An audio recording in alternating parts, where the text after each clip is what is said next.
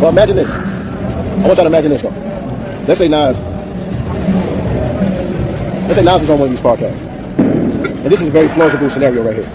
This is a very plausible scenario right here. Let's say Nas did one of these podcasts, and there was a video circulating online where somebody was saying Nas is better than Rakim. Nas is more influential than Rakim. Nas has a better catalog than Rakim. Nas is lyrically nicer than Rakim. You know, Nas, whatever, more successful than Rakim, sold more records than Rakim. You know, let's say there was a video online with somebody saying that, and somebody asked Nas about it on a podcast. You think Nas is going to respond with any type of disrespect to Rakim? You think Nas is going to be like, what? Man, Rakim ain't more influential than me. That nigga was hot when I was in high school. That nigga Rakim, what? Yeah, he was cool. He was cool when I was in high school. But pull up that nigga Billboard charts and pull up my Billboard charts. Pull up his album sales and pull up my album sales. And if Nas was to do that, it wouldn't even be delusional. If Nas was to speak on Rakim like that, he would be technically 100% correct. He has had a more successful career than Rakim. He has surpassed Rakim in a lot of ways.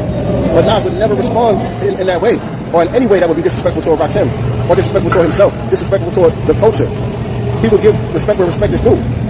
You know, shout out to the fans that love what I do, but to be honest, y'all don't get me without Rakim. You know what I'm saying? I appreciate the brother for saying what he was saying, you know, much respect, but y'all don't get me without Rakim. That's how that would go. That's how that would go. And the thing is, because now he's comfortable knowing that his name is rightfully in the same conversation with Rakim. And that's probably how he would respond. He would probably be on some, you know, it's just great to have my name in that conversation. You know what I'm saying? That's all I really wanted coming in this game, was to get the respect from the Rakims, from the Kings and all of that. And just to know that my name is in that conversation, you know, that's success for me. Nas' response would have been something like that. But Jones knows that his name doesn't rightfully belong in that conversation. So he gotta crash out. He gotta crash out. Because he knows his name shouldn't even be brought up in the same breath. Let me get this set in.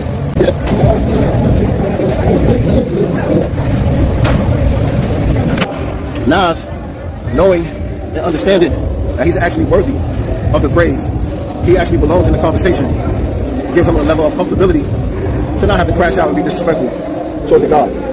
You benefited from the collapse of the culture, from the deterioration of the culture. You know what I'm saying? Via the vultures in the suits, the executives and the people that cut the budgets for artists who decided that they wanted to steer the music genre in a different direction. Because when hip-hop was on its own trajectory, it required a certain amount of skill. It required a certain amount of skill. A certain level of artistry had to be displayed for you to be able to make it. But Jim Jones benefits from a time where all of those requirements and prerequisites were being erased and undermined. So he knows he's just lucky to be here. He don't really stand on those shoulders. Because to stand on those shoulders would mean that you built on the foundation that was laid before you.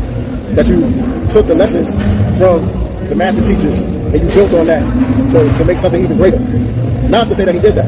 Nas can say that he stands on Rakim and Big Daddy Kane's shoulders. Because he took those lessons that he learned from them and he built on it and elevated the game to another level. But he knows that he wouldn't be able to elevate it to another level if it wasn't for that foundation. So the respect and the honor is always going to be paid.